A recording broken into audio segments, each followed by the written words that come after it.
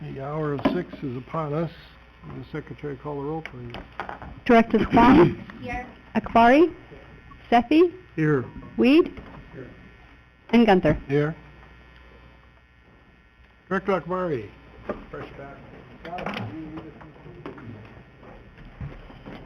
I pledge allegiance to the flag of the United States of America and to the republic for which it stands, one nation, under God, indivisible, with liberty and justice for all.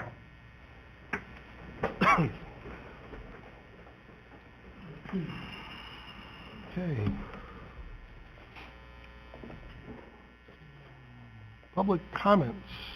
Any members of the public this evening would like to comment on an item that is not on the agenda? Hearing none, we'll move on to the consent calendar. Are there any items the directors would like to add to the consent calendar this evening?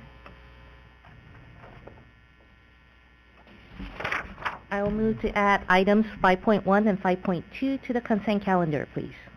We have a motion to move 5.1 and 5.2 to the consent calendar. Do we have a second? I'll second. Second. Secretary, call the roll, please. Directors Huang, Aye. Akbari, Aye. Sethy, Aye. Weed, Aye. and Gunther. Aye. Moving on, item 5. Do we have a motion to approve the consent calendar as amended? I'll make the motion. Second again. Motion and second. Secretary, call the roll, please. Directors Huang, Aye. Akbari, Aye. Sethy, Aye. Weed, Aye. and Gunther. Aye. Okay. Moving on, the general manager has requested we move the staff presentation 6.3 up. So we have some guests this evening that won't make them suffer through the whole meeting. Thank you, President Gunther. We have a presentation for the board regarding the Civic Spark Water Fellows Program this evening, and our Water Conservation Supervisor, Stephanie Nevins, will provide an introduction before the presentation. Thank you, Mr. Shaver. Members of the board. Over the past year, the conservation group that's within the Water Supply and Planning Division has had 2 Civic Spark Water Fellows assisting with various conservation projects. I'd like to introduce them now. That they are Haley Padden and Melissa Brownlee. They have prepared a presentation about the fellowship that they are participating in, how the program works, and the work and the projects that they've done for the district during their fellowship here. So go ahead and begin your presentation. Good evening, everyone. So we're here to just give a little bit more information about what we've been doing this year and just our projects. So this Civic Spark is a Governor's Initiative AmeriCorps program dedicated to building capacity for local governments to address emerging environmental and social equity resilience challenges such as climate change, water resource management, affordable housing, and mobility. And that's a picture of our whole cohort. Civic Spark is a part of AmeriCorps, which is a network of national service programs. Members commit their year to address critical community needs, which make American people safer, stronger, and healthier. It also strengthens communities and also tries to get things done for America. There are 3 types of AmeriCorps programs. There's state and national, which Civic Spark is a part of. There's VISTA, and there's also NCCC. So Civic Spark is administered through the Local Government Commission, the Governor's Office of Planning and Research, and California Volunteers. So there's 90 of us fellows around the state of California, and we serve either in the climate, water, or opportunity access tracks for 11-month term on a very modest living allowance. In total, we do 1,700 service hours throughout that 11-month period, and then at the end, we get an education award we can use on either grad school or to pay off our student loans or for whatever kind of education we need. So I'm just a little bit more about us. I'm Haley Padden. I'm originally from Michigan. I graduated from the University of Michigan with a degree in political science and sustainability. So I'm interested in kind of the nexus between those 2 topics and working in the environmental sustainability field. And I'm Melissa Brownlee. I graduated with a Bachelor of Environmental Management at the University of Queensland in Australia. And I'm also currently studying my Master of Science in Carbon Management online at the University of Edinburgh in Scotland. So generally, our goal here was to build capacity for ACWD to kind of step in where there was gaps that permanent staff weren't able to do. and kind of just help build capacity for future projects. So the 4 main areas that we worked on was preparation for the water conservation legislation, making conservation a California way of life. And then we also worked on just general outreach for the public on water conservation. We helped with other water supply and planning projects, and then on top of that we had our Civic Spark projects as well. In preparation for water conservation legislation, we worked on the Dedicated Landscape Program, or as we call it, the DLP. For that, we updated landscape area measurements for 800 large landscape customer sites with dedicated landscape meters. In total, we updated 50 million square feet of data using GIS. This data will be used for water use objective calculations and also informing customers of their water budget. We also researched city regulations and ordinances pertaining to new, retrofitted, and existing developments in the service area to inform demand forecast assumptions. We also conducted a feasibility study for retrofitting mixed-use meters to dedicated landscape meters, as well as assisted in facilitating a Bosco Hotel pilot online water use audit program. So this is an example of a site on GIS. On the left, you have a site zoomed out of what it looks like, and then on the right, you have the initial landscape layer, and then over the top, the polygons, which we would then rearrange to match the photo layer underneath.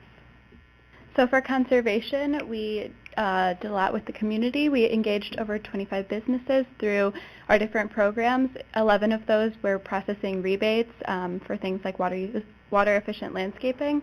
We also were able to table at 3 community events for Leaf's Earth Day, Tesla's Earth Day, and at the San Francisco Water Conservation Showcase. So we reached about 2,300 people. We were able to help host 3 workshops at ACWD with different landscaping goals. And then we also just helped update the water conservation website throughout the year with kind of relevant seasonal information about water conservation. So these are some photos of us. So on the left there, we have us at the Water Conservation Showcase in San Francisco, and then at the right is at Leaf's Earth Day, where we were able to talk to a lot of community members about our different programs and just about water conservation in general. We also assisted on special projects. This included drafting a manual fish ladder operation guide for Rubber Dam 3. We designed a preliminary concept for a rain garden pilot program within the service area, and we also conducted a water use efficiency report for ACWD HQ, which included identifying opportunities for water savings through upgrading toilets, faucets, and shower heads with more efficient models. So for our Civic Spark projects outside of ACWD, we were required to do a volunteer engagement event where we engaged members of the community. So we partnered with Leaf, and we actually worked on the field next to their stone garden that the ACWD leases to them, so it was a nice little tie-in of the 2 things. So we got 12 volunteers with a total of 60 hours worked, and we sheet mulched about 6,000 square feet that they're eventually going to turn into an urban farm. And they, have community members come and help with that, and then they give a lot of the food to, I think, local food banks and stuff like that. So it's really cool. And then we also attended the California Water Policy Conference in San Diego, where we got to learn a lot more about just water and policy and water issues around the state of California. And then within our cohort in the Bay Area, we participated in leadership teams. So Melissa organized 3 other service days that we did with our cohort, and I was a part of making an end-of-the-year report to summarize 18 fellows worth of work throughout the year, and then we both worked on our newsletter. So this is the site at the Leaf, next to the Leaf Stone Garden, so that area is what we sheet mulched. And then here at the top is one of our many, many trips to get cardboard to sheet mulch. And then in the bottom are just pictures of the event. Okay, so in summary, highlights for me for the year have been tabling at community events and really getting to know the public and explain more about what the Water Conservation Department does and the role that rebate programs have for them, as well as assisting facilitating these rebate programs with the 11 customers that we did help. As well as gaining experience into the important role that water conservation has in ACWD and ensuring the more efficient and wise use of water. And my highlights were just learning more about just where ACWD gets its water, just about water supply. Being a part of that department was really interesting. And then just getting to go out in the community and seeing, we went out for pre-inspections and saw a huge section of turf that was using so much water, and then we would help them go through the whole step of getting water efficient landscaping and then going and see how beautiful and water efficient it was. It was really cool. And then just talking to community members, when you get that person who's really jazzed about water conservation, it really makes it a great event. So that's all. Any questions?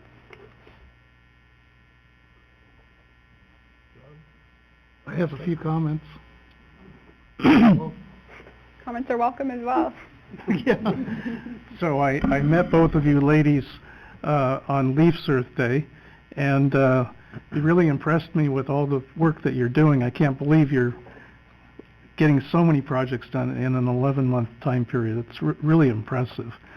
And you encouraged me to go look up the work that Civic Sparks does, so I did go to the website.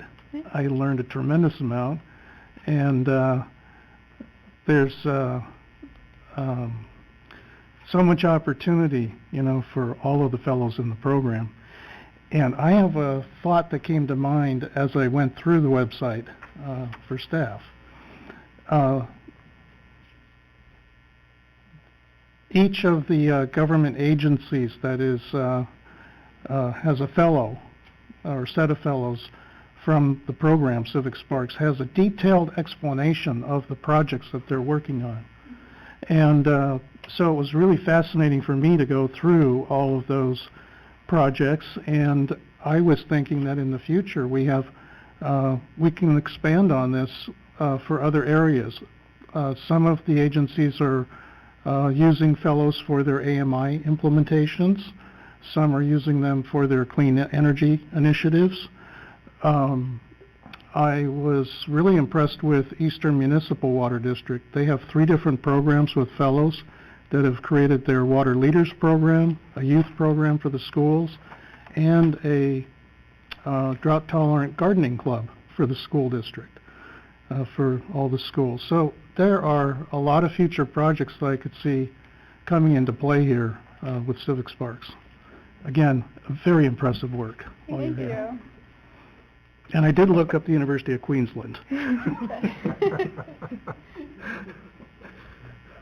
Please. Wait, I'll save mine, please. Well, I mean, this is fascinating, and it's always encouraging to see more young folks get involved in, particularly in water policy and how that affects the local community. So I think it's great that you guys are interested in that and are pursuing that. I'm curious what's next on the horizon for each of you once you complete this program. Well, for me personally, I'm going back to Australia just for about 6 months to work with a climate change-based organization in Brisbane and do some research, which I'm not quite sure which area I'll be researching yet. And then I'll be returning to the Bay Area in January and then looking for a full-time position. Somewhere in sustainability, hopefully the water sector or the climate sector. I haven't quite decided yet. But Haley actually has some exciting news that she received today. Well, I'm in the job process right now. We're maybe got a job, but we're not sure. But since I study political science, I maybe might be going a little more into that, like political field, political consulting, but just kind of figuring things out. I don't know exactly what I want to do when I've grown up, so just kind of trying to figure that out still.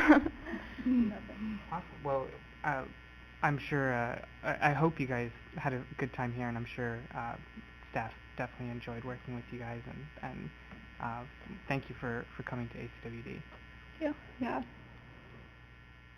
Thank you for your time. I think Aziz asked the key question I had, what's next for you? And apparently continuing on in the world of conservation and water. Yeah. If there's anything we can do to help you with recommendations, etc., let us know. Thank you. Thank you so much. Well, I just want to say thank you. You actually did tremendous amount of projects and get a lot of stuff done that we've been thinking about and have never managed to get to as a district. So That's definitely appreciated, and it's also appreciated that you represent the district so well while you are here. My hope when I first heard about this program and when the two of you are showing up, my hope and fear is usually that I want you two to get what you need out of this internship. It sounded like working with ACWD actually give you some idea, for which I'm very glad, because the worst thing for internship, if you come, you spend the time, and you didn't get anything out of it. Mm-hmm. So, sounds like you did, which is a weight off me, because I really, really hate having interns that just walk away going, what did I just do in 3 months or 11 months? So, thank you. And I am glad that you guys are thinking of going into policy, of going into climate change, because that is the future. We do need someone young, much younger than we are here at the board, that will direct our future. And the hope is that what you learn at ACWD will give you a balanced view of all the issues out there. And hopefully you'll be useful and helpful for you. And good luck on next step of your life. Thank you. Run for a water board someday. I think you should, actually. As you learned, the conferences are great. Yeah, learned a lot. Well, I'd like to thank you as well. I'm glad that we were able to give you this opportunity. Experience like this is hard to come by, and I was former Coast Guard. I had the advantage. It was part of my job, basically.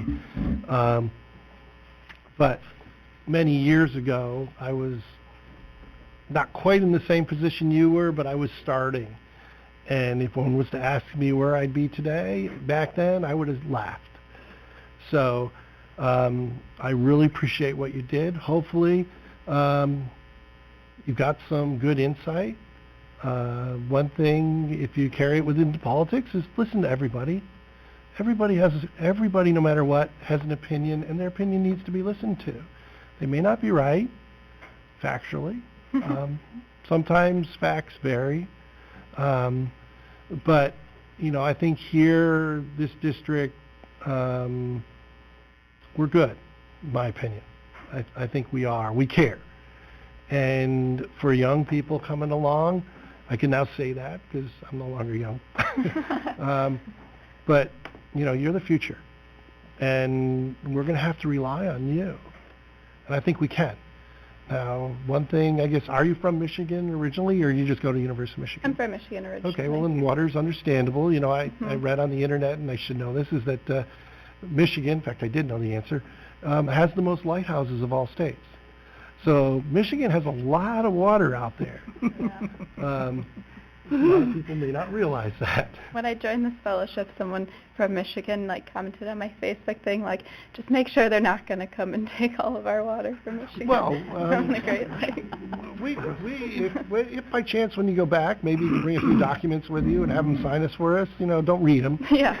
Same in Australia. You don't have a lot to share, I don't think, but Michigan, I think, has a big lake. Maybe California could tie into that and build a little pipeline. Oh, ouch. I'll stay out of those. I really want to wish you good luck in your future, and thank you for coming here and doing what you did. Thank you. We good?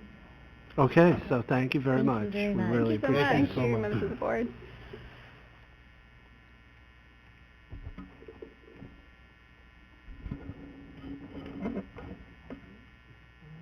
We're going to move them back to 5-3. They know that they can leave. Okay. Don't worry. All right. Would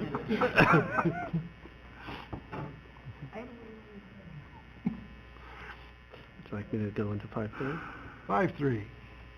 5-3. Ooh, 5-3 is good, though. Yeah, 5-3 involves the authorization of a professional services agreement for clean energy program implementation, and Mr. Stevenson will kick off this item and all the remaining action items on the agenda this evening.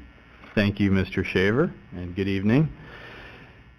The district's clean energy program will implement the solar photovoltaic systems at several district facilities and properties. The program will be implemented over several fiscal years under power purchase agreements, or PPAs, with a solar developer in order to maximize value to the district while enhancing the environmental sustainability of the district's operations. If fully implemented, the Clean Energy Program could save the district several $1 million in energy costs over the next 20 years and could reduce carbon emissions by over 1,000 tons annually.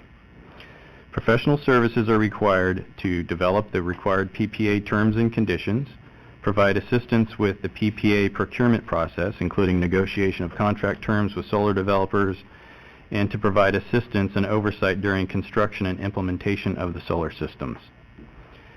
There's adequate funding in the capital improvement program for this expenditure. The district's approach to implementation of the Clean Energy Program and the need for this work were reviewed with the Engineering and Information Technology Committee on April 17, 2019, with the full board during a board workshop on this topic on April 25, 2019, and a brief update was provided to the Engineering and Information Technology Committee on June 19, 2019. Board authorization of these services will help meet the district's strategic plan goal number 1, maintain and improve the cost effectiveness and value of district services. So this is the next step in program implementation to get us on the road toward the PPAs that we need for implementation. So staff's recommendation is to, by motion, authorize the general manager to execute a professional services agreement with Sage Renewables Energy Consulting in an amount not to exceed $249,216 for professional services in support of the Clean Energy Program implementation. And I'll be happy to address any questions.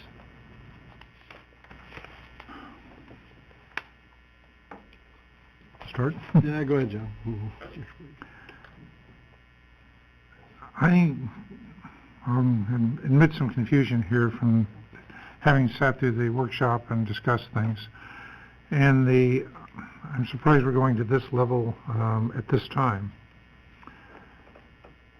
My understanding was that we were going to try to identify a private partner and do an analysis of projects to see if they even penciled out. That we needed to try and get those in place not over several years, but this year in order to take advantage of the private sector tax rebates that are coming down. Further, I didn't feel that we had yet identified and justified that we actually could make some cost savings, given the fact that solar has been so predominant that the traditional curve of a high rate during the day and lower rates at night has been inverted. And we actually had negative power, as when the person stepped into the meeting that day and showed the curves, that you can't give the power away during the day sometimes because you have so much solar out there. So the value of solar, in my mind, becomes suspect. If you look at our average power cost, PG&E, at one time when we looked at this before, we were looking at about 10 cents per kilowatt hour as an industrial user. And the presentation had implied that we were, which is the bulk of our power cost, that about 14.5 cents was the break even when we looked at natural gas or some of the other alternatives, and we had to find something in that range. Has there been any documentation, proof, or identification of how we're going to meet those financial goals and objectives before we jump into a multi-year $500,000 contract?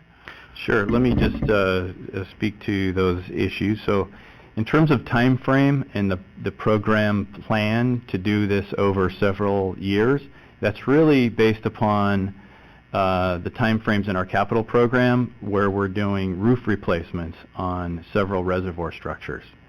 So the idea is that these solar systems would be installed at certain locations in the near term because no additional capital work is required at those locations. So, for instance, the Whitfield Reservoir site, portions of the headquarters facility, and so forth. And then there are other potential solar system installations that would be done at the time that we're doing other capital work at the site. So, for instance, roof replacements and so forth. So that was the idea behind doing these installations over time. With regard to the financials, part of the project is to develop these PPAs, right? To develop the PPA terms and conditions and then put it out on the market. So we've had a number of financial analyses done on the program to date. The most recent one says that yes, it pencils out and it gives us a bit of a return. It's not a financial windfall, but it makes financial sense. And that's based upon certain assumptions about what the market will do in the way of a PPA, right? PPA price. So, so the next step in the program includes developing these PPA terms and conditions, putting them on the market, and then getting those bids. We take that bid information and go back and confirm the financials before we move forward. So that's part of the next step in the program. We wouldn't execute a contract with a solar developer if it didn't make financial sense. I hope. Okay. And each installation should be cash flow positive. That's the idea. From the inception. Correct. Relative to base conditions. Right. Would it be possible to have a list of the assumptions that were used in the study? Sure. Analysis? Yeah. Thank you. I support moving forward, and my only comment is I just discovered a very nice solar presentation down the hallway, which Director Weed might want to take a look at. It shows kind of the sequence of how we would put solar in at different facilities based upon roof replacements, Whitfield being thoroughly investigated, those kind of things. So yeah, I'm very supportive on moving forward. One question, when do you expect we're going to have the next presentation on to the board on where we are with our clean energy initiative? Probably, well, it depends if everything pencils out financially and we get these PPAs back and, the PPA essentially proposals back and everything pencils out financially, we would come back to the board for execution of that agreement. And so certainly the board would see the state of the project at that point, and we can provide, at that point, detail about the financials, about how the installation would go, and so forth. So when might that be? That could be early 2020. And if it's the pleasure of the committee, I'm sure Mr. Stevenson would not mind bringing periodic updates even before the board considers anything substantive to the engineering and information technology board committee. Uh-huh.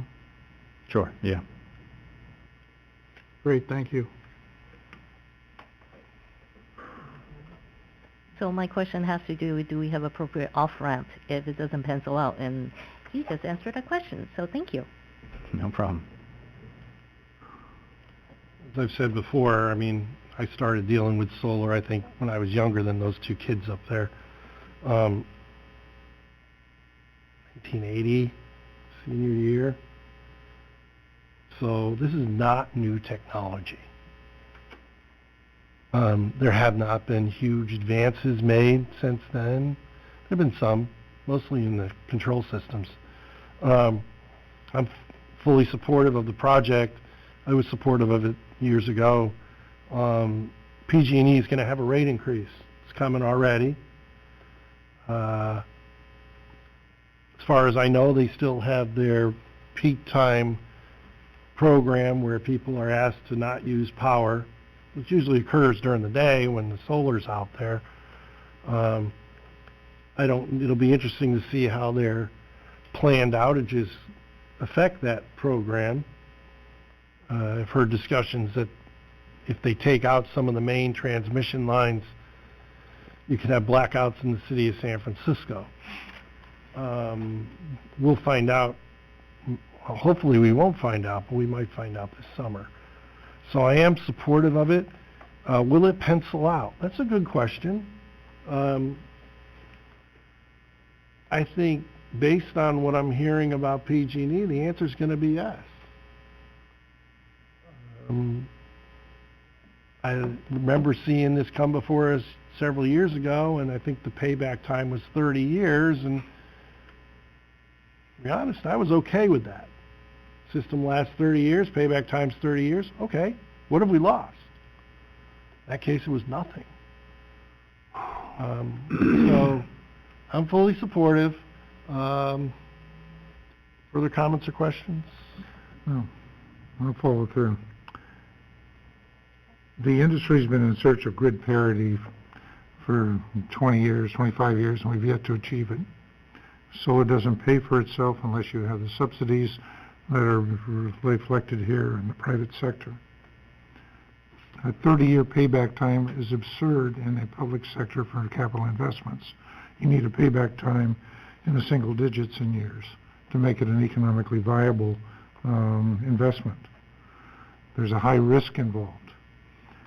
The pattern in solar is actually, as it's been encouraged and being put into place, has had a dramatic impact on those rates and made grid parity even more difficult because there's just the cost of power during the daytime is the programmed outages are isolated to specific events for weather, and this doesn't address that problem because it still goes into the grid. It's a shutdown of the grid. So I'm skeptical. The comment made that they will come to us with the analysis before we do it. I'm concerned the terminology in our staff report says we will do it, and then we say we could save or might save. So I think we're still in the may do it with the provision that we have additional board review and adopting, and I'm not going to I'll support going forward, but with those caveats. This ain't a done deal in my mind, and it may not be, and I suspect it probably not a good deal when we do run all the numbers and take a close look at the presumptions. Well, I guess we'll see. So I do have a clarification for asking for staff. Mm-hmm. So my understanding is this is only a contract with a consultant. This is not the execution of the PPA. Correct. So This is to develop the PPA and to engage in a process to go to the market and get actual costs and proposals back. Then we make the evaluation, and the board will have a chance to see the PPA if you choose to go forward. Correct. And even on this consultant contract, the RFP process for this consultant included the scope of work throughout the entire program, but we're only recommending that the board award just the piece that gets us through the procurement process so that we can confirm we're going forward.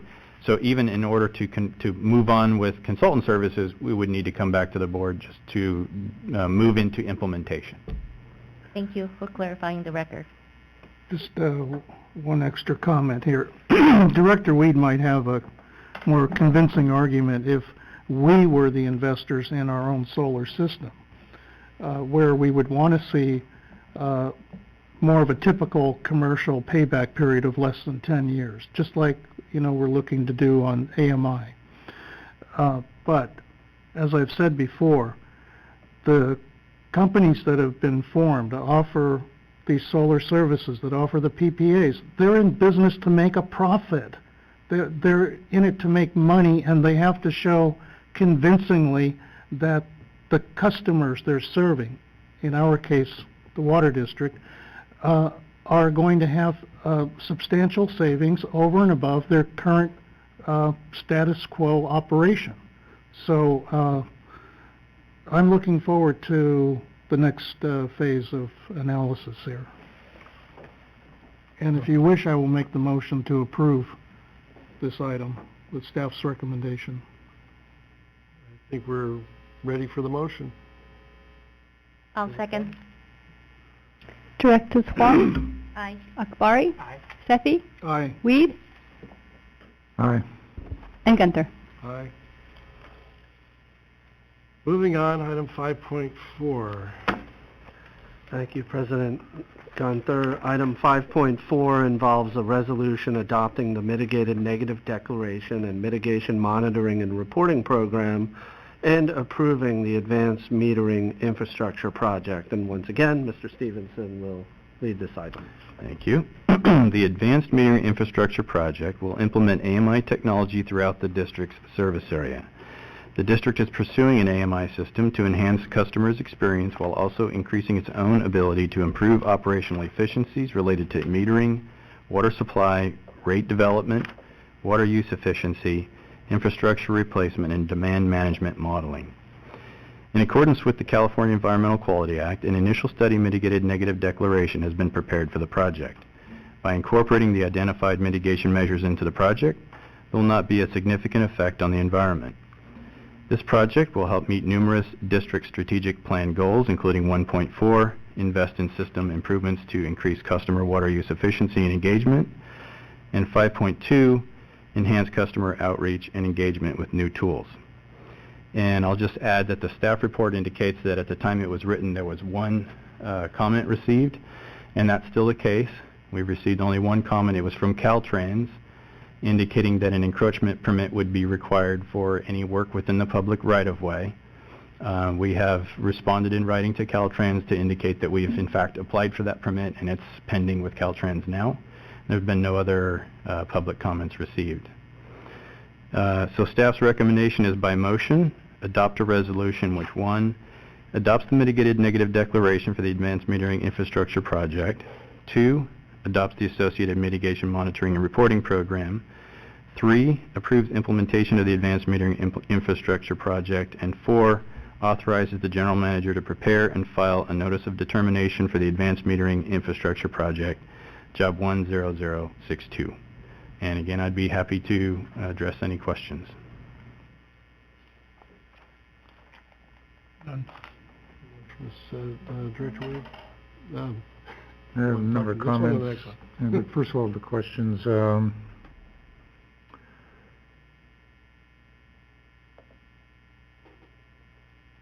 Well, first of all, comment on the preparation of the staff report and the request for the RFP, which is the next. It was an extraordinary document, an extraordinary effort. I think we've learned a lot. The protocols, the request for the formatting for the ability of people put in comments, which unfortunately I struggled with my computer and didn't succeed. I did write an overall view. I said before, I did voted against going out for the contract. My mind has not changed. I do think there's some things and steps we need to take as a district as we go into this that will help assist in this. And it gives us a chance to rethink the way we operate and the way reason why we're doing our business.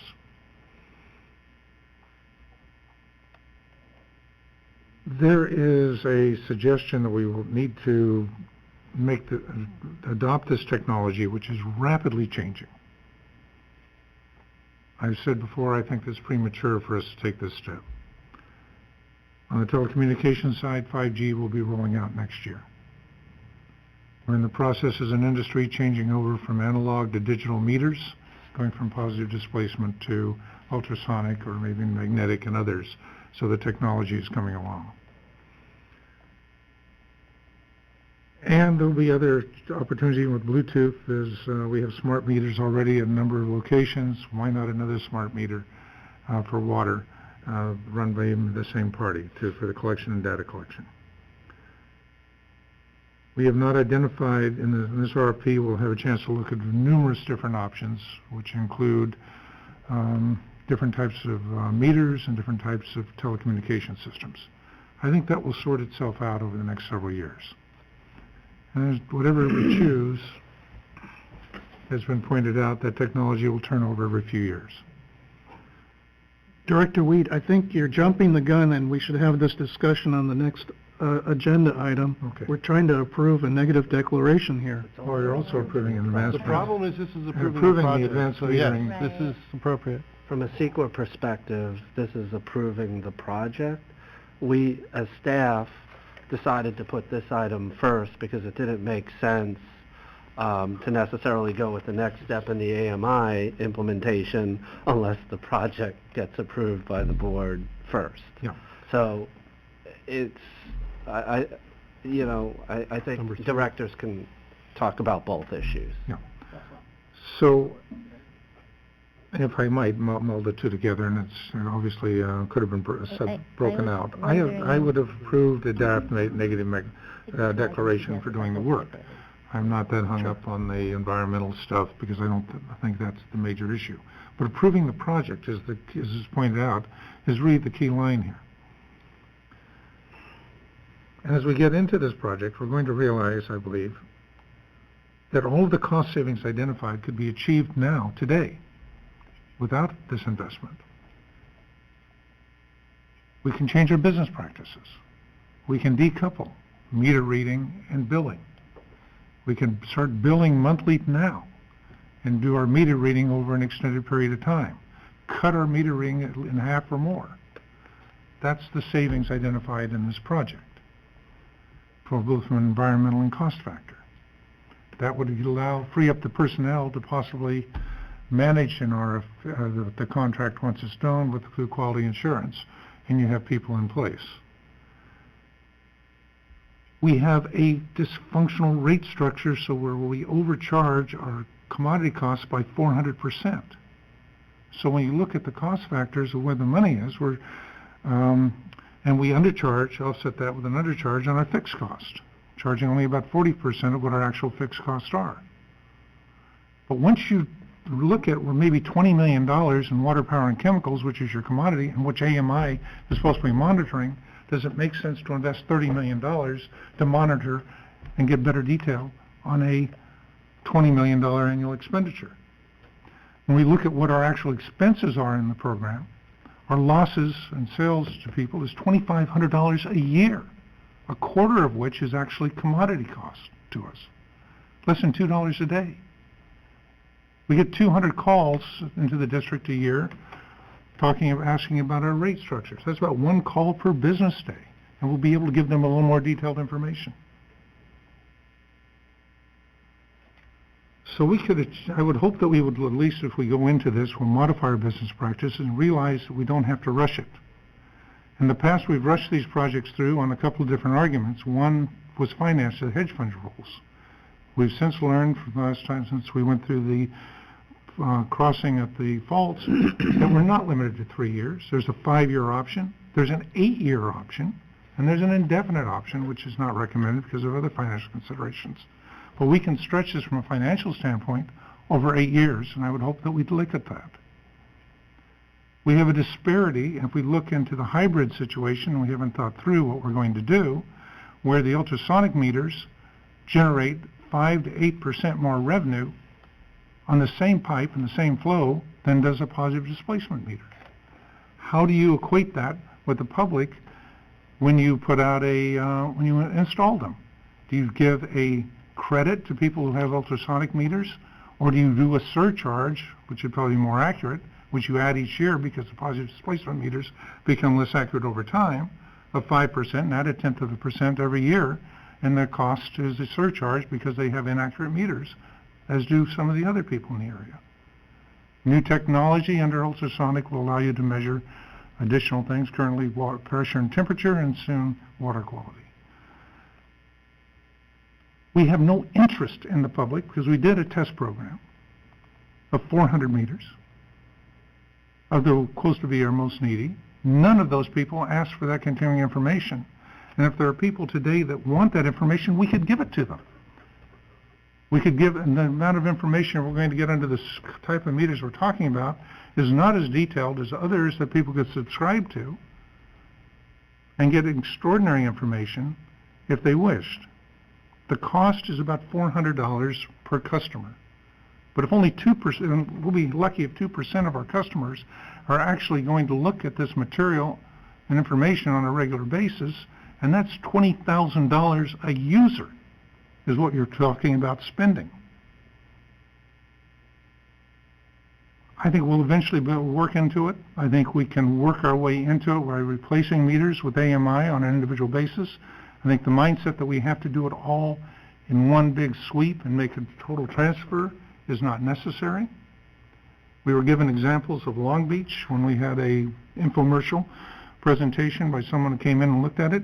When you looked at Long Beach, they were putting in a city-owned Wi-Fi system that people could individually subscribe to have AMI. That was not explained to us at the meeting. What they were pushing for was for us to fund a telecommunications system for the community, that someone would get a great windfall, that they would have their own telecommunications system at our expense and be able to operate it, and we would get the benefit of being able to utilize it. We haven't thought through, if we go that route with a fixed base, can we capture flow of the revenue as opposed to just merely the lease of the towers? We'll own the towers, so we should own the towers. That's not been identified. So there's a lot out there. Ultimately, it comes down to something that's premature. I would hope that we would modify our business practices in 3 areas. 1, decouple meter reading and billing. 2nd, be honest with the public and ourselves, and have 80% plus on the service charge and 20% or less on the commodity charge. And I think that we would be much better served in that way, and then spread out the timeline. There is one factor which is compatible with the project and something we have to keep in mind. The real need we have is not with our service. It's all of these new developments that are going in where you have one, because we have multifamily and condominiums where we have a single meter and potentially hundreds of individual units which are now being required to be sub-metered under our water supply agreement or under new city regulations. Being able to provide a software package that the private entity can monitor those individual users would be an extraordinary benefit, and being able to maintain water consumption, because right now they're effectively non-metered. That would be a benefit, but it's not our system. And it's not part of this, and it's ancillary to this program. So, I've made my pitch. Dr. Sethy? No comments. I support the program. No comments. Just one suggestion that with what's been stated, perhaps we should take item 5.3 and 5.4 together, since the discussion is kind of merged at this point. The discussion's merged, which is totally appropriate. Okay. I would take the action separately. One Okay. is to approve Right. issuing the RP. The other is to adopt a Okay. resolution related to CEQA. So I would take those 2 actions separate, but you can have all the conversation before you take those 2 Okay. actions concurrently. So, all right, so same discussion, just 2 separate motions. And staff would like to present more Right. information before we attack item 5.5. And that was actually the next question. If this is the way we choose to go, process-wise, where do you want to put it in the presentation? So if the board wants to take actions sort of back to back, then I would suggest, we can move into 5.5. May I suggest that we bifurcate 5.4 and have a vote on the adoption, mitigated draft negative declaration? We could press ahead. Motion Yeah. to approve going ahead with the project? Either way is fine with me. I just want to make sure that the discussion you just have is reflected in both 5.3 and 5.4, because he actually crosses. That's all. That was the original purpose. I can support a motion of mitigated negative declaration. I cannot support the motion to go ahead with the project. All right, then we'll just take them separately. That's fine. Okay, I'll withdraw that recommendation. But, wait a minute, Director Weed, item 5.4 is doing both. I'm suggesting we break it up into 2 votes. 5.3 is the authorization for the project itself. 5.4 5.4. is the CEQA compliance Yeah. of the project. 5.5 I'm is off by 1 number. Okay. get authorization to issue the RFP to the market. Right. My So- understanding was 5.4 had 2 elements to it. One was the CEQA, and the second was to approve going ahead with the project. Yeah, Correct. that's all CEQA related. It's 3 elements: adopting the mitigated negative declaration, adopting the accompanying mitigation monitoring and reporting program, Which I have no problem as with. well as the board does need to approve the project. project and to be in compliance with CEQA. And these are the standard, whenever this comes before the board for any project, it's the same 4 actions that are typically required under CEQA. 5.5 is actually then moving forward with the project, which is the first step of that is issuing the RFP. The CEQA, if we want to get the design immunity protections, we follow all the CEQA requirements, Right. and as part of that is approving the implementation of the project. But since they're separate elements, can we take them separately? I would recommend, if you're going to go forward with 5.4, go forward with it exactly as it is, because the resolution incorporates all of those things. Yeah, and they're all really needed. I agree that we'll continue on the path we're going. We'll take all of them together.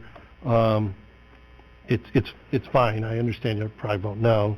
That it wouldn't be the first time that one of us has voted no, including ourselves, and years ago on a election vote. I'm hoping for another Mission San Jose where we go from a 1-4 to a 5-0. So, I would hope not. we have comments from, any further comments from the directors on this item specifically? We'll have the next one coming shortly. I do support the project.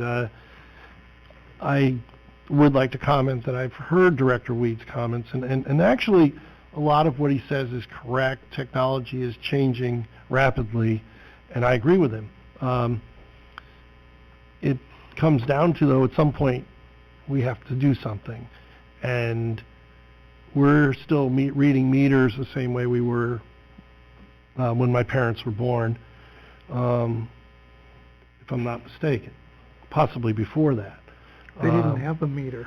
I think, when did they start? Probably about the 30s, I think. It depends where you are. In parts of, I believe, Fresno and Sacramento, they still don't have meters. Yeah. But meters have been installed for a long time. Yeah. So, I mean, technology is going to change. And I understand this is a lot of money.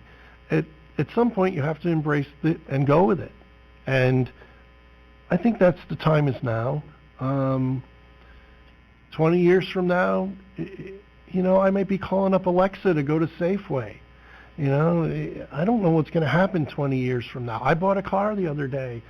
I had to buy a car. It was time. So I bought the car. Personal investment. I had to make it. I could have waited. Hybrids, the Subaru hybrid was coming out in months. I chose not to wait. I'm okay with this. It's time to move.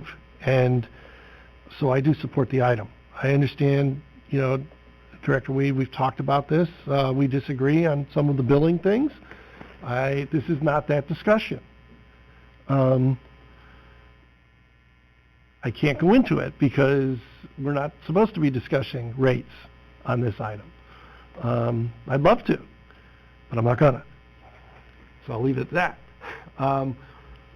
And further comments, then I'd like to, Secretary, call the roll. Or we need a motion, however. Since I thoroughly confused everybody, let me try to clarify. So for item 5.4 only, I'd like to make a motion to adopt a resolution which adopts the mitigated negative declaration for the advanced metering infrastructure project. 2, adopts the associated mitigation monitoring and reporting program. 3, approves implementation of the advanced metering infrastructuring project. And 4, authorizes the general manager to prepare and file a notice of determination for the advanced metering infrastructure project job 10062. We have a motion. Do we have a second? Second. Second. Secretary, call the roll. Directors Huang, Aye. Akbari, Sethy, Aye. Weed, No. and Gunther. Got into routine. Almost flipped. Aye. Moving on, item 5.5. Okay, 5.5, as we've been discussing, is the first step in the implementation process, and that is to authorize the board to authorize staff to issue a request for proposal for advanced metering infrastructure deployment. And it's back to me. And just a quick introduction. The Advanced Metering Infrastructure Project will implement AMI technology throughout the district service area, and the district plans to deploy the AMI solution over the next 3 fiscal years.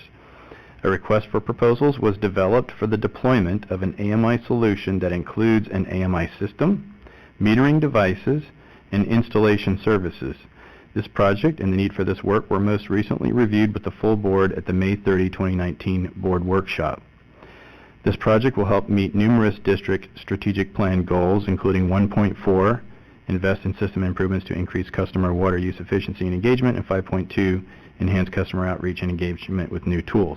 And I'll just mention that as requested at the May 30 board workshop on this topic, staff provided a copy of the draft request for proposals to the board on June 28.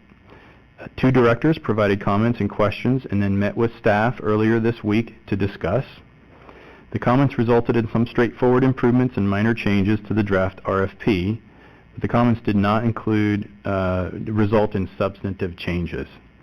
We do have a short presentation on this item to summarize the feedback received and also update the board on the process and next steps and request authorization to issue the request for proposals. So with that, I'd like to introduce the district's project manager, Ben Egger, who will get us started and also introduce the rest of the AMI project team who are here tonight. So Ben.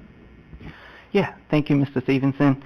Good evening, members of the board, staff, and members of the public who may be tuning in. Right, my name is Ben Egger. I'm the project manager leading the AMI project. And tonight I'm supported by Joel, who will be speaking also, and Mark from EMA, who you know quite well, as well as Sean O'Reilly from ACWD. All key contributors to the RFP that you reviewed. So yeah, tonight we'll be providing a short presentation. We'll keep it short to supplement agenda item 5.5 and a summary of the responses provided to the board comments on the RFP. I'd certainly like to open by saying that staff definitely appreciate the feedback and the consideration of the board in reviewing the RFP.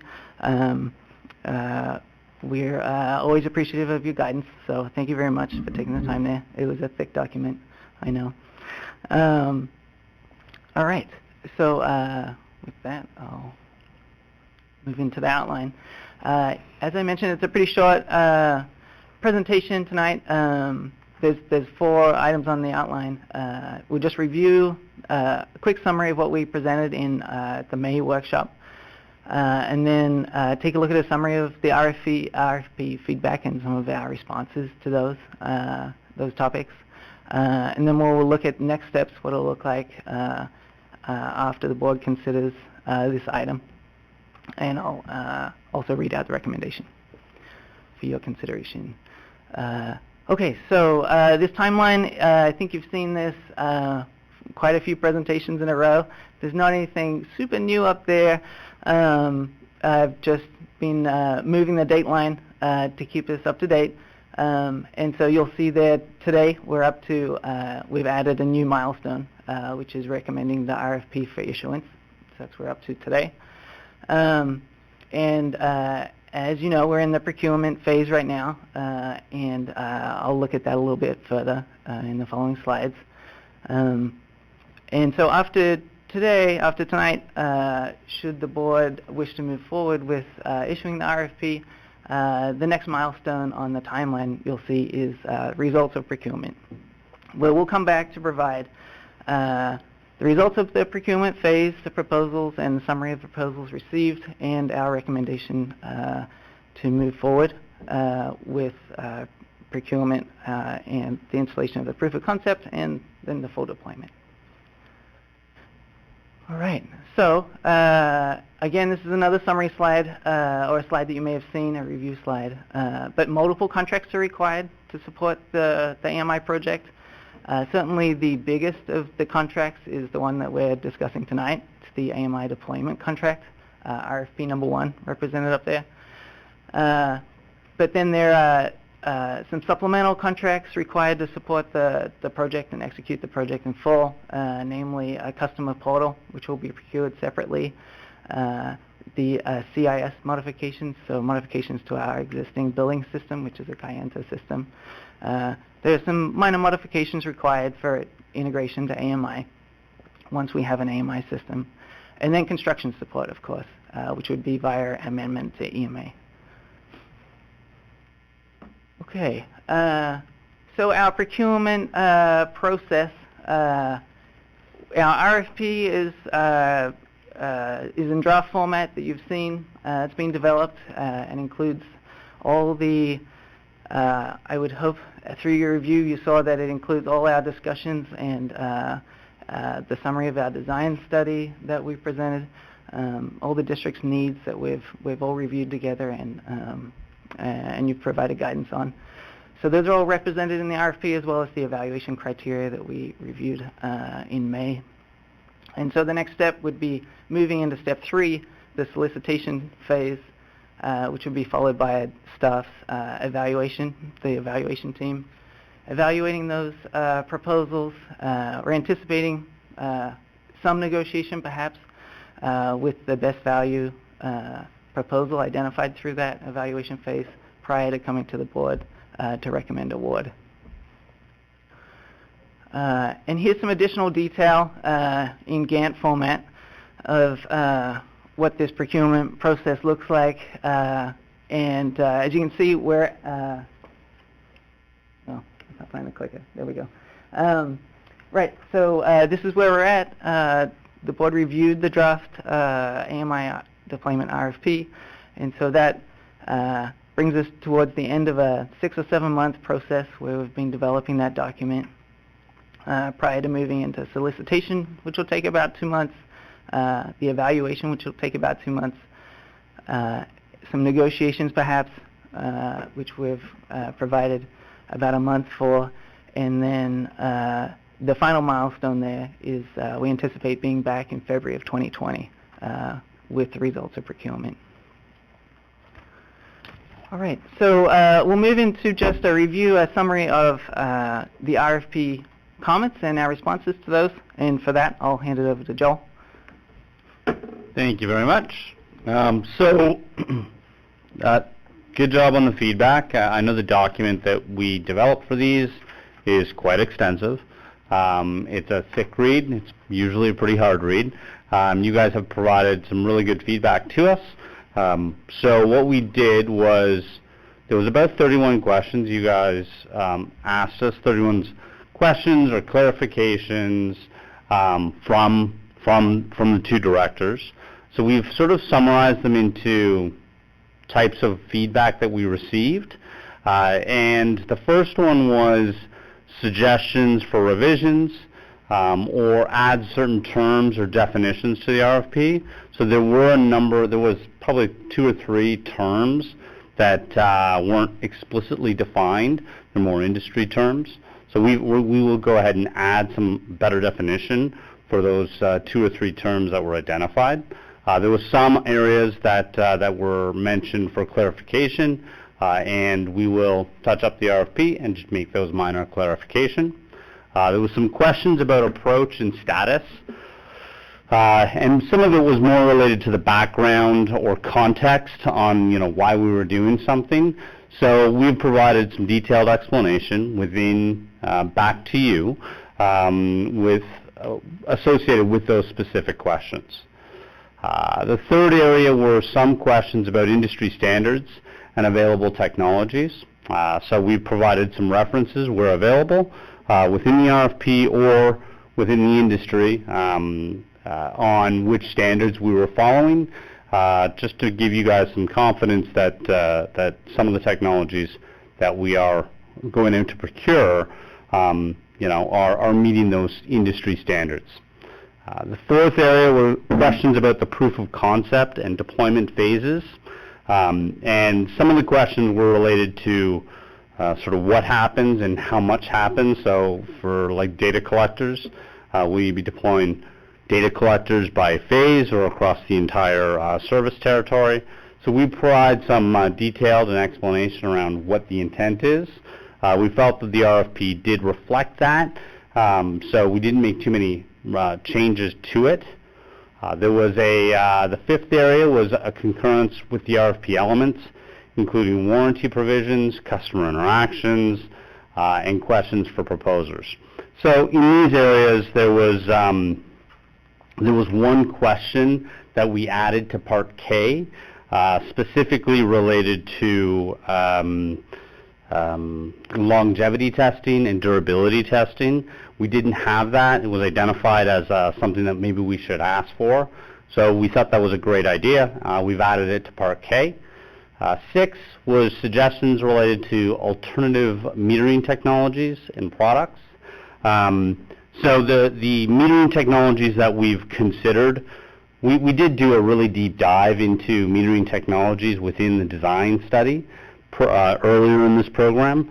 The technologies that have been approved do include both positive displacement and ultrasonic. The requirement is that they meet AWWA's C700 series standard or C715 standard. Those are the two standards. Many in the marketplace do meet those standards, so that's the standards that we're sticking with within the RFP. The last type of question was related to some debt financing, some insurance, and potential changes to meter reading and billing practices. We acknowledge it. That's obviously a board policy type decision. So there was no real changes to the RFP, as a lot of those items are outside of sort of this type of project. It's more board related.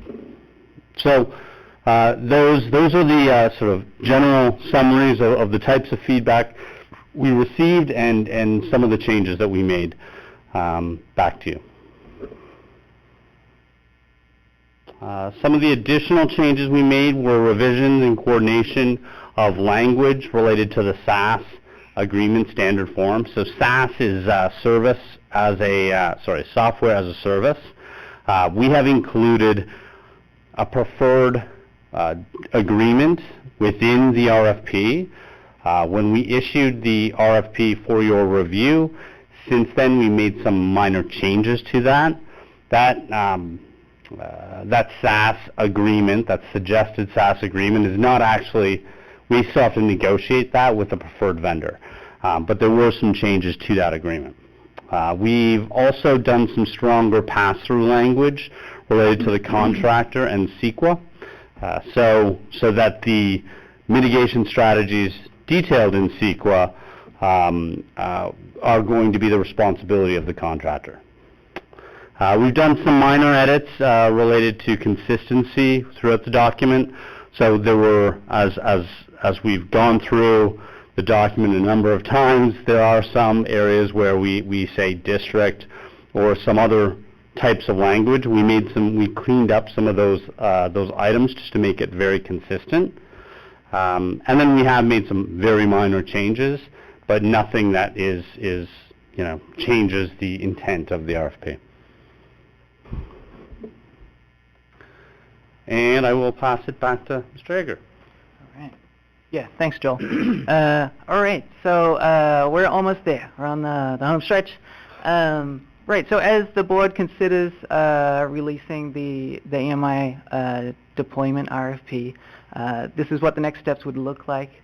So we'll incorporate that feedback and then move forward with releasing the RFP, I guess, as soon as possible.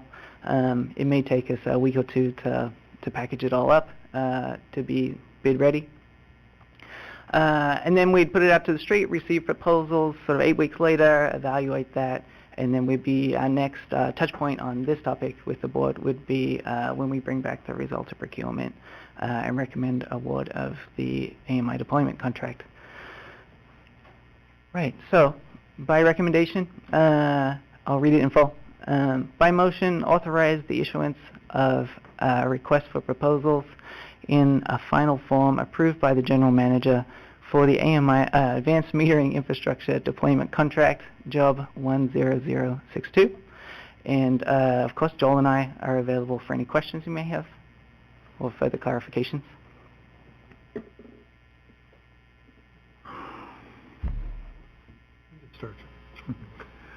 First of all, I'd like to commend our staff, Ben, and the consultant for an extraordinary document. It's a well-drafted contract, and we developed some interesting protocols for feedback, which I was very impressed with.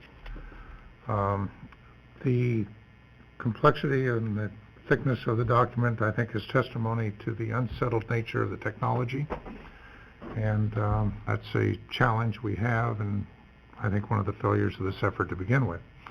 It would feel better if we waited. I would hope that we would take a look, and you have the ability to extend the deployment timeline here, and I think that we may find that to be to our advantage, and even phasing in the high-risk elements, which are potentially high risk, on the telecommunications network. Particularly if you go for the fixed base, we've seen where people have held up the placement of towers for years in various lawsuits, et cetera, with the fear of the death rays and the cancer-causing emissions that will come out of this tower that suddenly appears in their backyard. It's bogus, but political reality is that it can really mess up your schedule. So that I would trust that as you go into deployment, it'll be on a 4-to-1 vote at this time, that you keep that in mind, and that as we deploy this, we identify as best we can where the risk for implementation, whether it be political or technical, are there, and that you give yourself the flexibility, and if we go for bond money, and to stretch it out for as long a period of time to implement this as possible.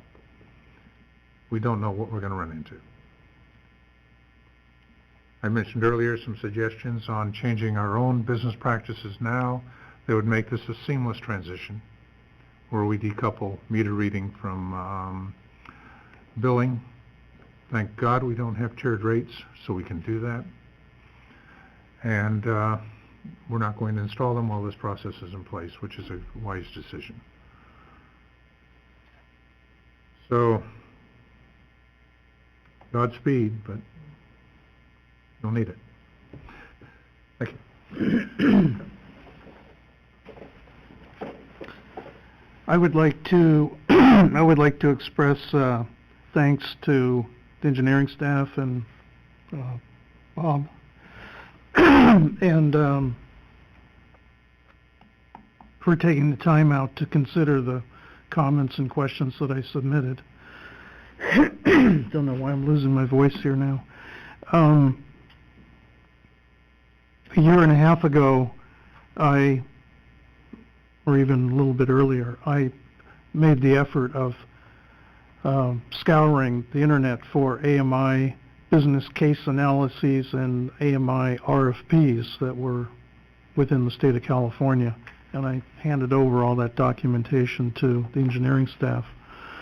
And you know, there were some, I found a few good business case analyses which I thought were thoughtfully presented, but very few RFPs that went into the detail that we have here. Most were 20 to 40 pages issued out by water districts, some with that are mid-sized to larger water districts like ourselves, and others from municipalities. But I have not come across such a comprehensive document. This is really outstanding work.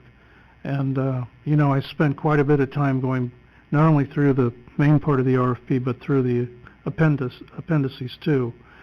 And I just have the highest compliments for me, it's an eye-opener. I haven't looked at an RFP like this, you know, while I've been on the board. So to see the depth and breadth of work from our own engineering team, and I know the consulting staff, it really gave me a lot of confidence. It reassured me that we're doing the right thing in terms of contracting for outside consulting work, and we all realize the expenditure for that. So it was really added a level of confidence that I never had before. And I just want to compliment you over again. This is really an outstanding document. I say this to Ben Yu, the project manager, the entire engineering staff, everybody that was working on this from different departments, and then EMI. I honestly believe that, as I said on Tuesday, this will become the blueprint for California, for the entire water industry. That's how good this document is. It will be the blueprint for what other districts do, especially considering the size of our implementation.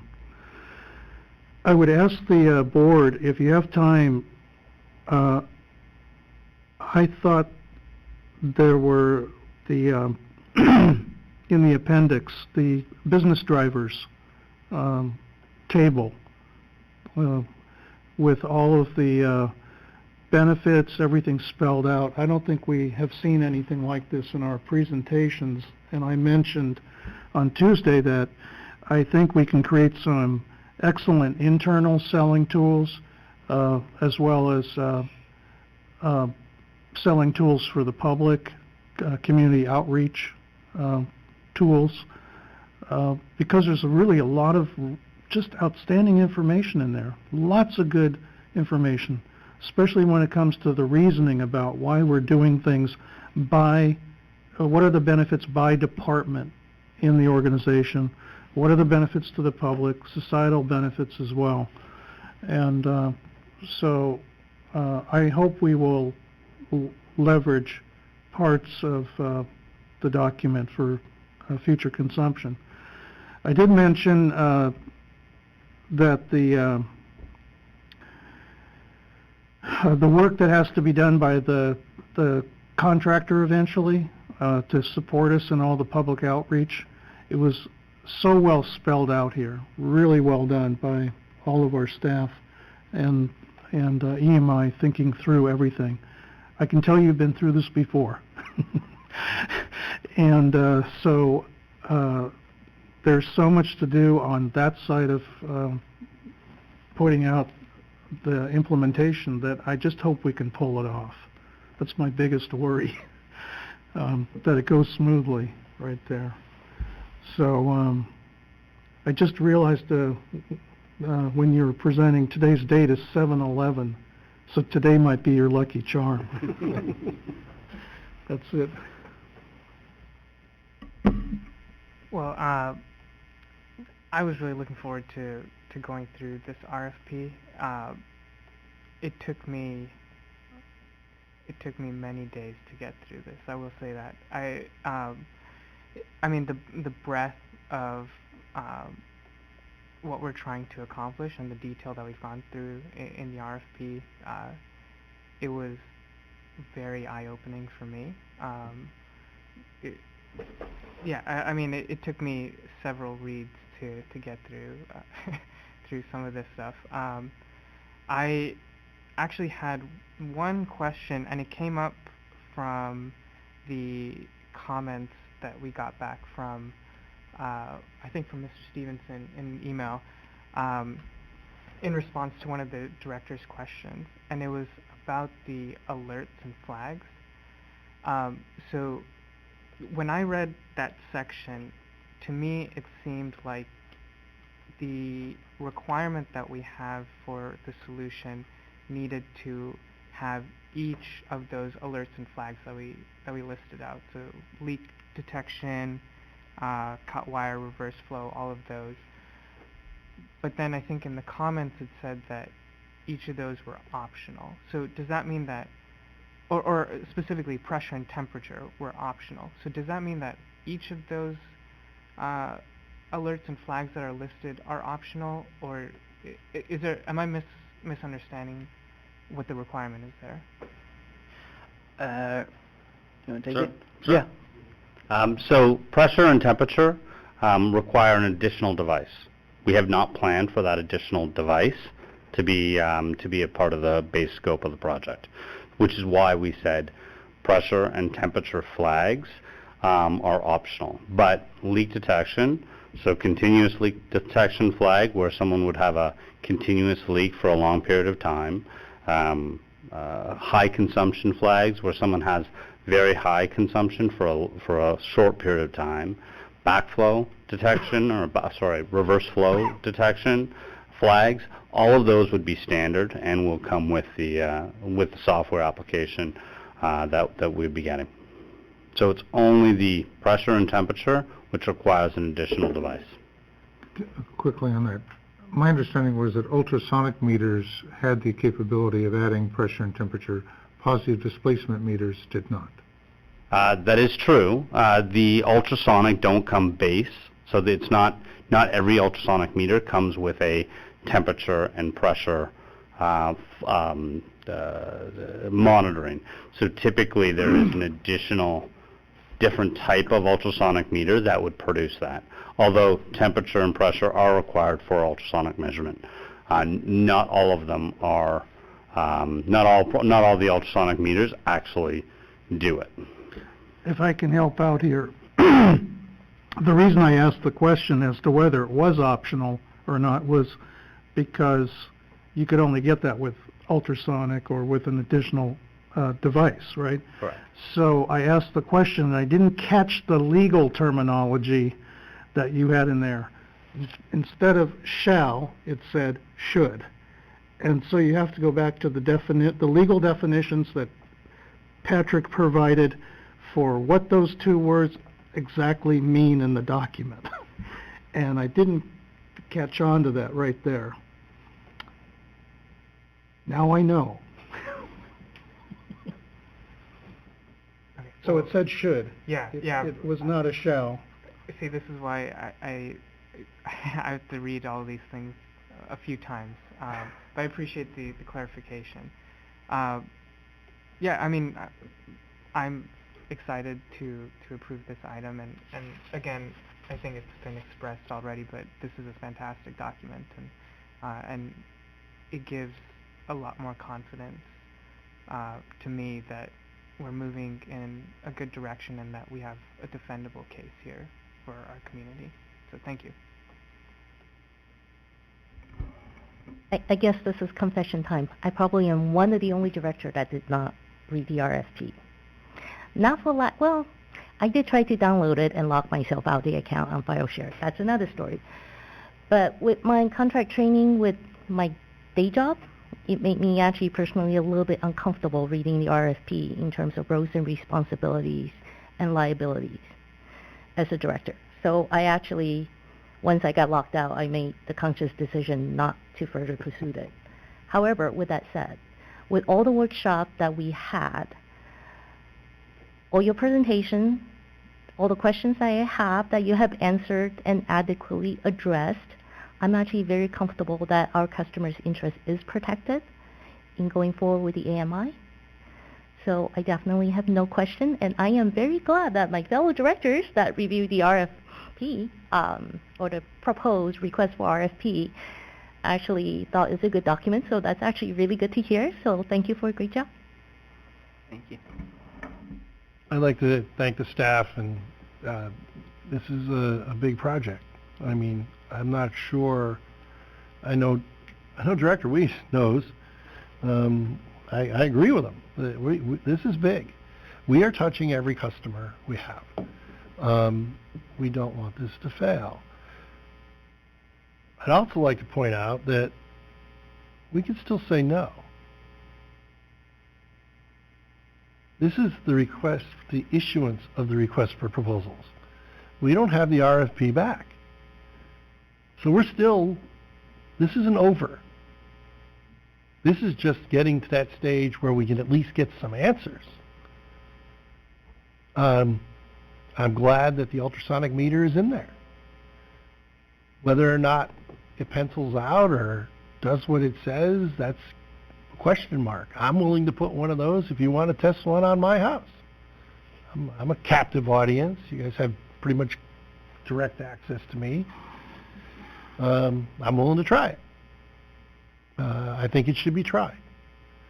I think we're going down the right path. I do support the project, but like I said, we still have an opportunity. I said this during the workshop. We still have an opportunity to say no. We're not quite there yet. Thank you for a great job. I think we're going to go, when we get to that decision, we're going to have pretty good idea of what we're going to be voting on. Probably a lot better idea than a lot of other people who have taken the same decision. This is big. Every customer, lots of money, various ways to finance. Yes, possible changes to billing.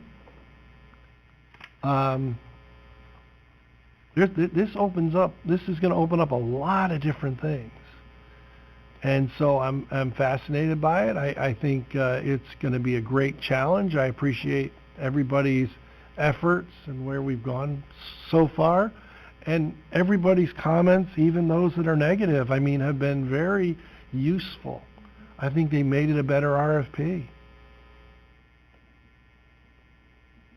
So,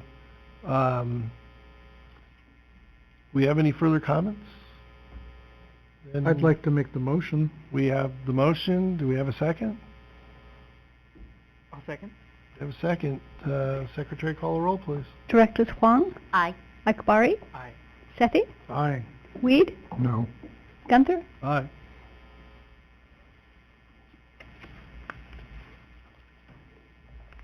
Okay.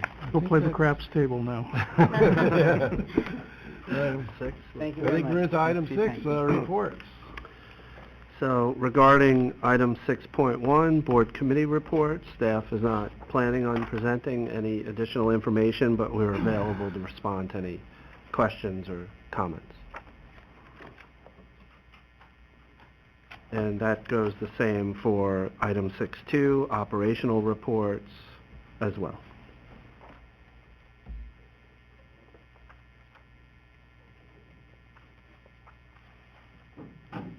No questions about hardness? Or? Well, actually, I was waiting. No, I'm waiting. I felt that you needed something to do tonight. I would like to comment on the hardness report, if possible. Drop down all the way to the end here. It's funny how it's the last report. As the director in Union City, the hardness report is near and dear to my heart. And I would like to comment again. Thank you. We've made terrific strides in dealing with water quality in the district. And I still see things and questions from people on neighborhood next door, and I don't comment. They want to buy a water softener, have at it. But the improvement since I ran on the board is incredible. We were looking, I think if I remember right, we were in the 200s. Oh, we were up in the 230s. Yeah, 230. And today we're at, I usually look to see, I'm usually pretty much the high number, or close to it, by the way. I think I'm right up there by, I have to bring it up a little bit more. I think my guy here is K27.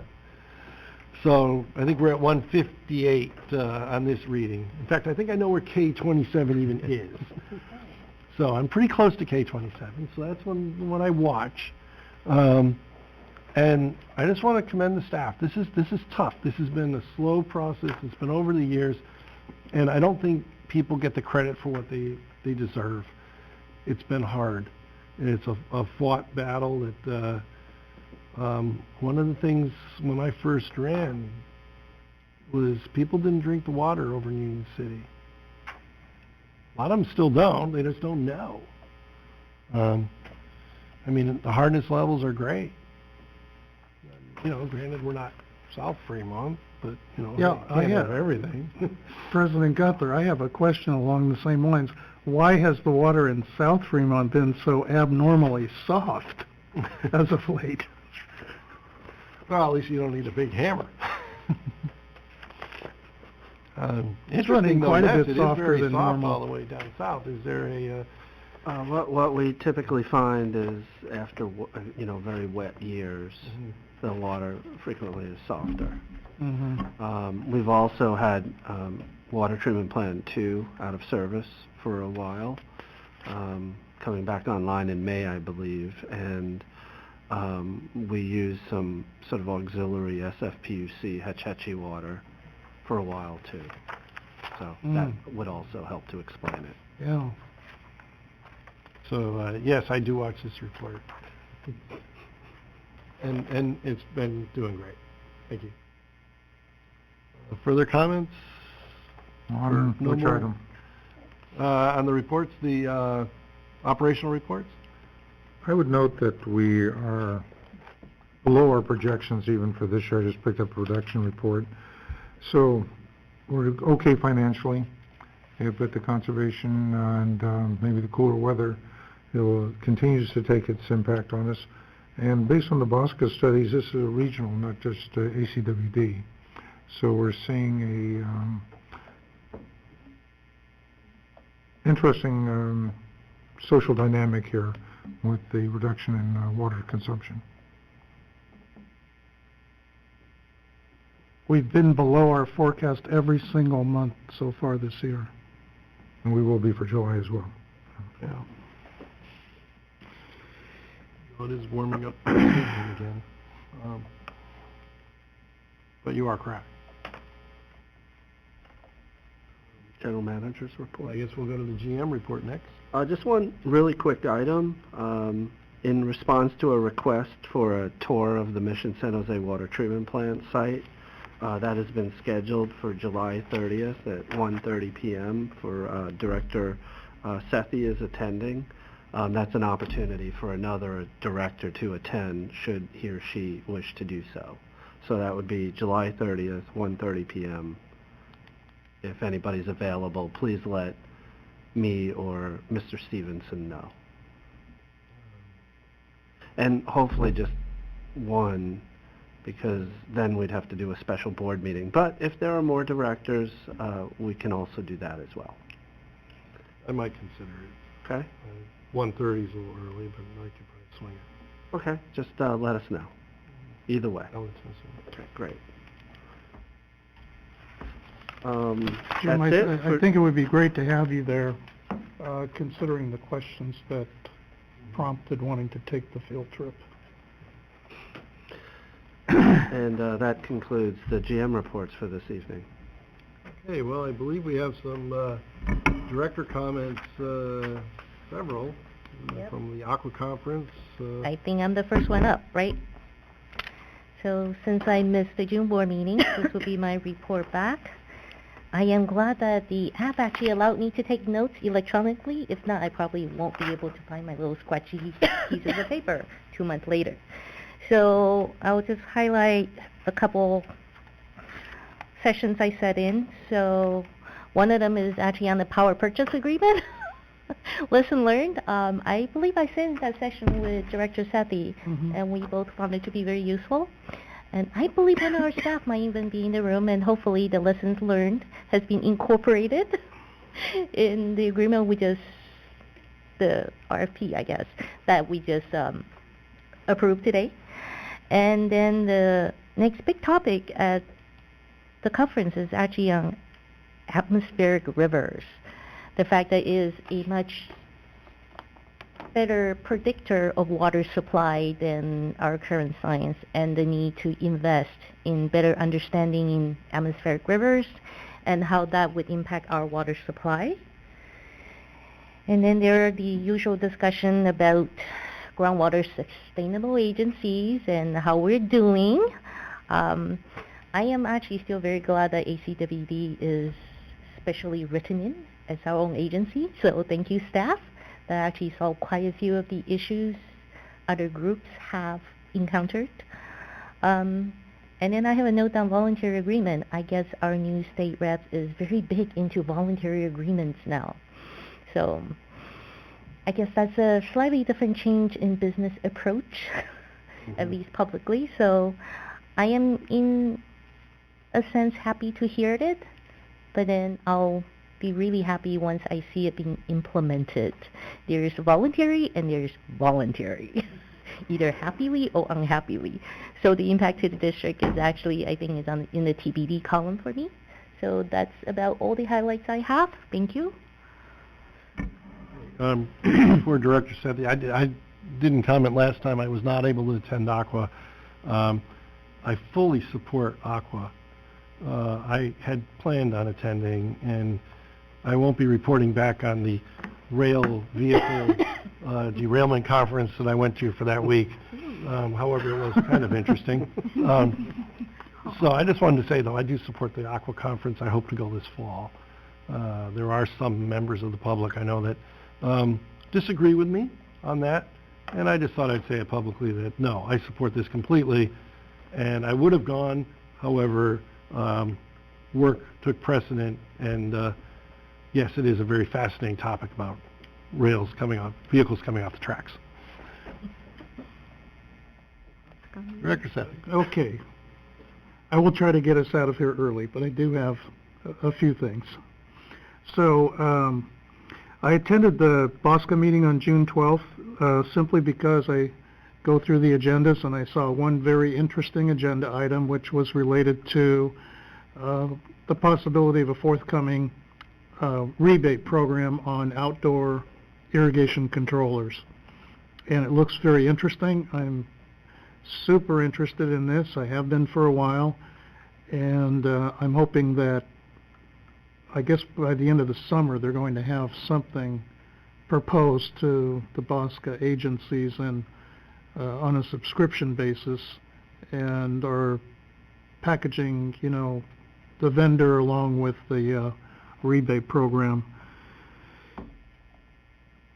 On the California Water Commission meeting, Director Weed and I drove together for that. Again, having gone through the agenda, I was very interested in the annual report on the State Water Project, which they kept to a minimum there. We were expecting a lot more, but if anybody's interested, you can go on their website and read through the whole document.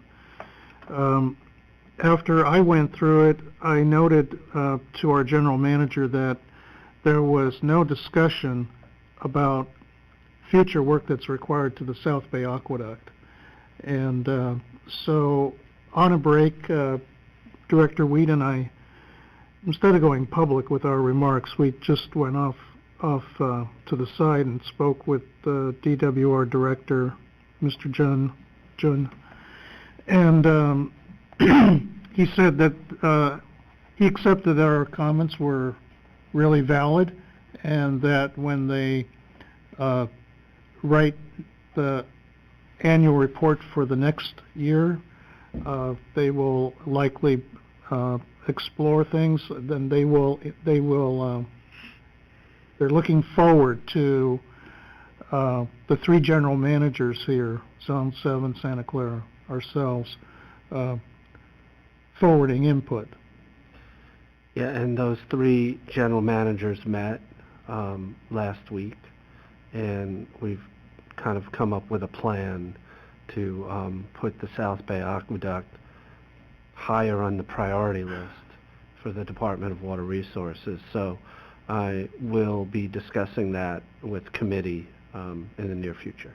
Yeah, that's great. Okay. If I could add quickly, if there's a way to also look at a financing mechanism to do what may be $1 billion retrofit and tacking it onto the California Water Fix, that Director Sethy is involved in financing, I think that would be helpful to expand the discussion. Yeah, we did this. Well, I'll talk to Water Resources Committee or the appropriate committee about that. Not now. Thanks.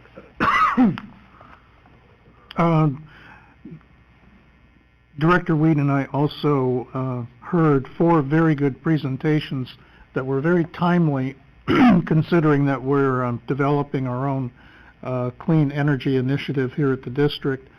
We heard from Sonoma Water District, East Bay Mud, who've already had well into programs that are now 15 years ongoing, and 2 other water districts that are going through more recent efforts. And so it brought up a lot of interesting ideas as to what the possibilities are within our own district, and separating between clean energy and meeting carbon reduction goals for a district. So I won't go into any details here. I'll leave those for bringing up comments in committees. On the last item here, the Trinity River Watershed Tour, I mentioned to Gina that I could talk for an hour about this, but I won't. Let me simply say that the focus of the session in Region 1 was on the river restoration efforts on the upper 40 miles of the Trinity River. And we had 4 members of the Trinity River Restoration Trust with us as guides on the river and throughout the conference, as well as tribal representatives from the 3 major tribes that are there. And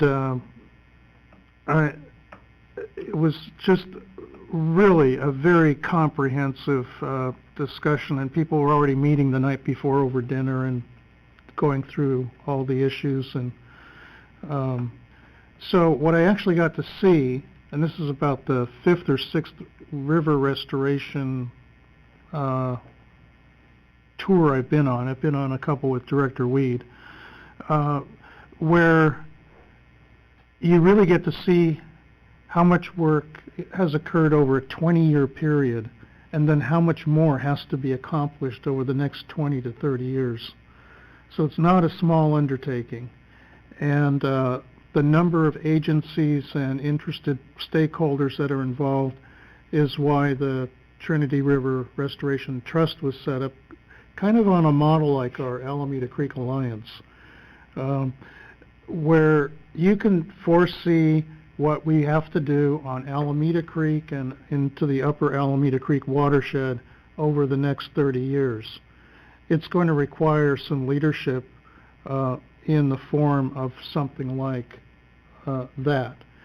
And by the way, the executive director comes down once a month here to the Bay Area, and he would like to sit down with our staff and maybe share with some of our water resources folks what they have learned over the last 20 years, and it might be helpful for any future discussions we have on Alameda Creek. I know that's not in our jurisdiction, into the canyon, but we do have interest there. So, it was just a really great conference, one of the best I've been to. On my own time, I could not resist going up to the Claire A. Hill Whiskey Town Dam and Reservoir, completely surrounded by the Carr Fire. That's very close to where the Carr Fire originated at one end of the lake.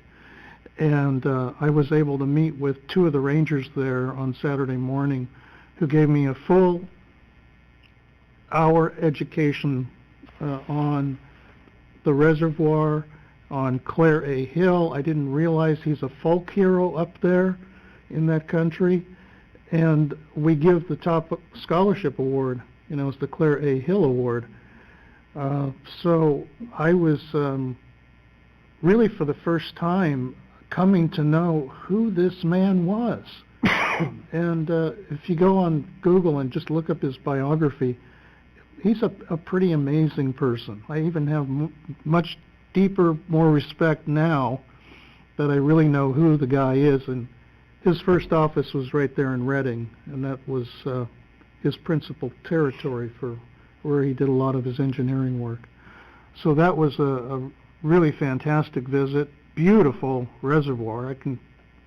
Never been there before, but I can just imagine how it looked before the fire. Afterward, I went to the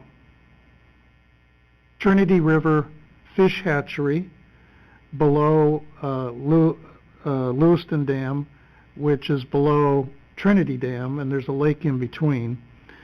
And I was there early in the morning, so, and you know I can't resist going to a fish hatchery. So when I arrived, I was the only person there when they opened up, and the Fish and Game person who was there from the Department of the Interior with a state Fish and Game person gave me a tour, and it turns out the fellow grew up right here in Fremont, near Durham, in Irvington, Durham and Fremont Boulevard, went to Irvington High School, knew a lot of the same people I had grown up with, and here I am meeting him all the way up there. So it was a little bit of a kind of a community reunion at the same time. This is one of the largest fish hatcheries in California. They raise 5.5 million tuna, coho, and steelhead. Steelhead is smaller, about 500,000. But pretty interesting facility. And then I went to the Mad River fish hatchery, which is managed by the state. And it's about half the size, but it used to be much larger. The facilities are falling apart, and they're not getting additional state money to rehab the facilities. And it's within an Indian reservation, so that was really interesting to visit the town. And I will note that we were given a kind of an economic perspective on Trinity County by one of the Board of Supervisors attending the conference, and Trinity County is one of the poorest counties in the state of California.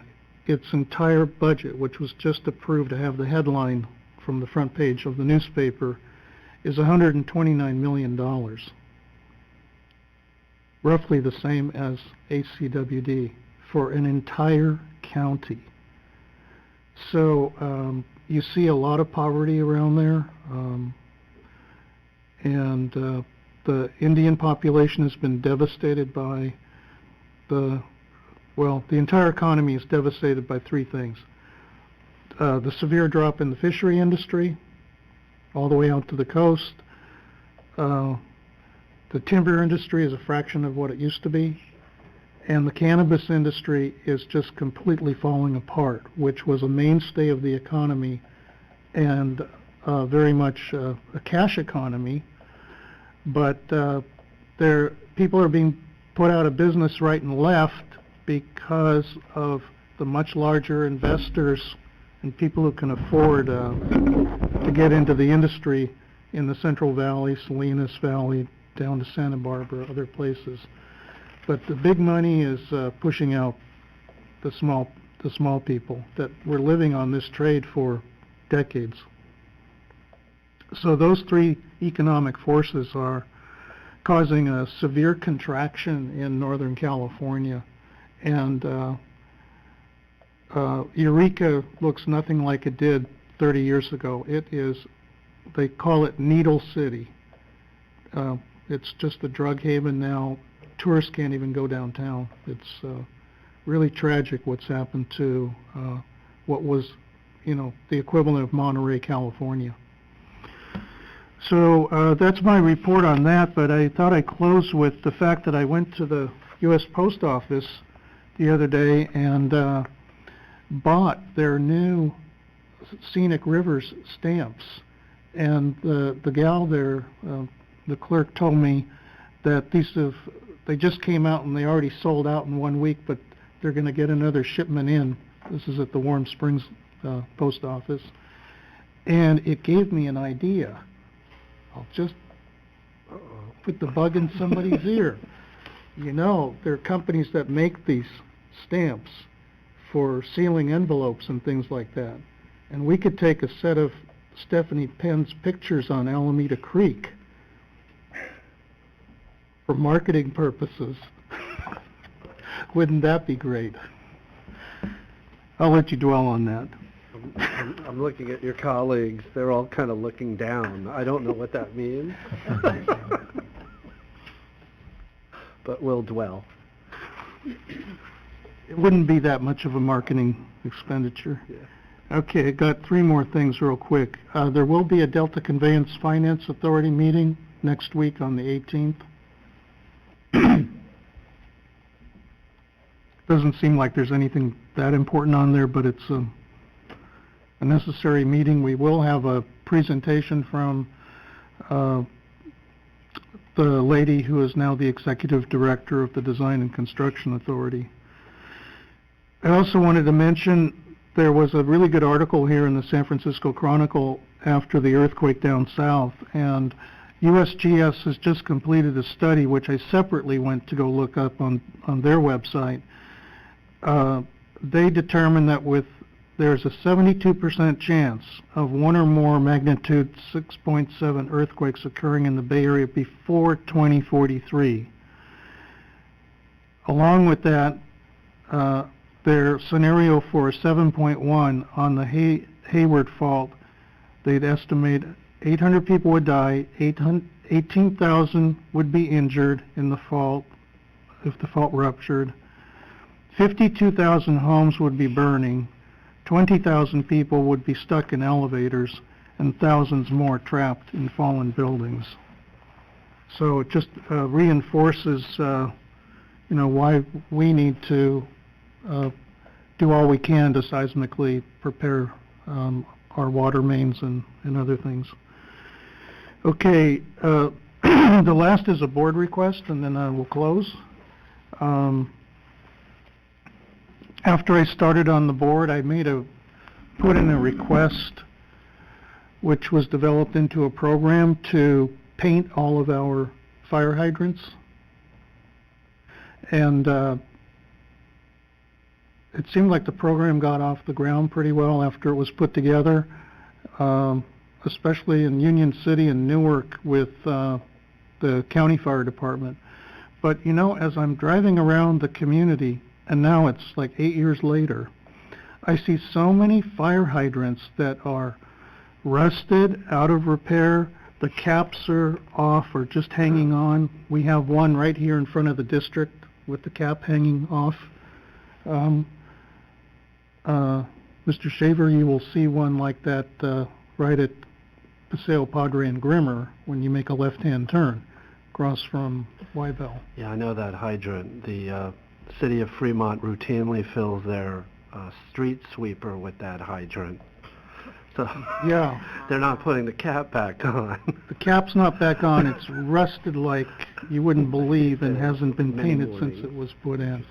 In fact, I go through over in Pacific Commons it's different because that's a newer development, but you just drive along Grimmer Boulevard here and nearly all of the fire hydrants look like they have never been painted since they were installed. Mm-hmm.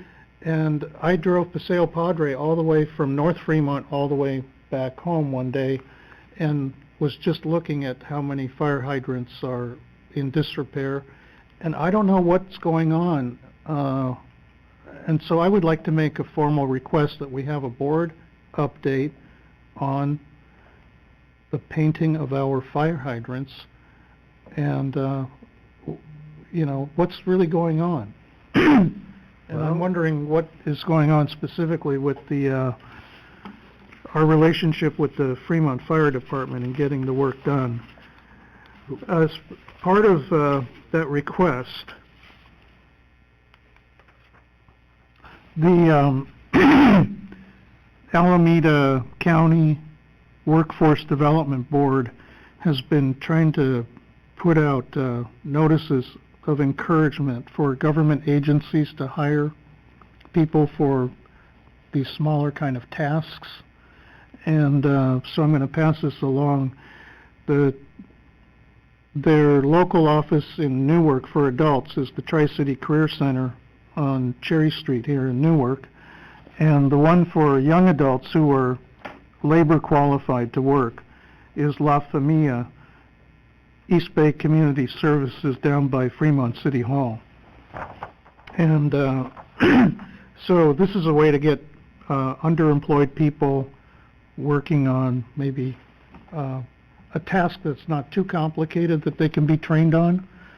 And as I remember, they usually work in teams of 4. But I would like to see it's kind of a pet peeve, but I would like to see our fire hydrants painted throughout the district. We have 8,500 of them. And you can go to other neighboring communities. You go to Tri-City area, San Ramon, Danville, you'll see everything painted really nicely in the community. And I think it's a reflection on the district if they're always looking run down. So that's my one request. And that's it. Right. First question, who owns the hydrants? So we have agreements with each of the cities, and which lay out the responsibilities for the hydrants. The district is required to do mechanical maintenance as well as replacements if they're hit. The cities pay for hydrants that they would like installed for the installation. Most hydrants get installed with new development. The cities are responsible for the non-mechanical maintenance, which includes painting the hydrants. So we, as staff, will look into the issue and see what the communications between the district and the cities has been over the last few years, and then we'll either bring it to a committee or, back to the board as a report as appropriate. I recall one time a discussion where it was stated that the cities owned the hydrants. In terms of owning the hydrants, their asset. We have an agreement that stipulates who's responsible for what, but I don't know how the term ownership is defined in this case and what that means. So we can look into that as well. I question whether we show those as an asset in our books. Well, they're an integral part of our distribution system. Specified out. Normally you identify your assets, and my understanding was that was considered to be a city asset. But that's worth the investigation. We'll look into it. All right. As I attended the conference, the Water Commission meeting with Director Sethy, comments were basically the same. They made presentations that were remarkably general in nature, and they're in the process of executing some overall programs, and had presentations of what they were accomplishing. They were trying, and how they're implementing the various directives on the bond. I hope to attend the fourth Water Data Summit in Davis on Thursday, Friday, August 22, 23. Water Now Alliance is the prime sponsor of that group, and that would be one of our authorized groups, so hopefully that would fit into that. I consulted the rules of the board, and that would fall under a pre-approved activity. All right, great, thank you.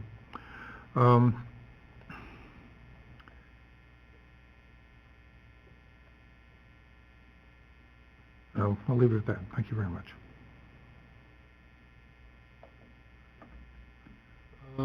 If there are no further comments, I believe we're going to be able to end this meeting very shortly. I could wait for a couple minutes so you get past 8. However, without hearing any further comments, I will close the board meeting as there is no closed session this evening.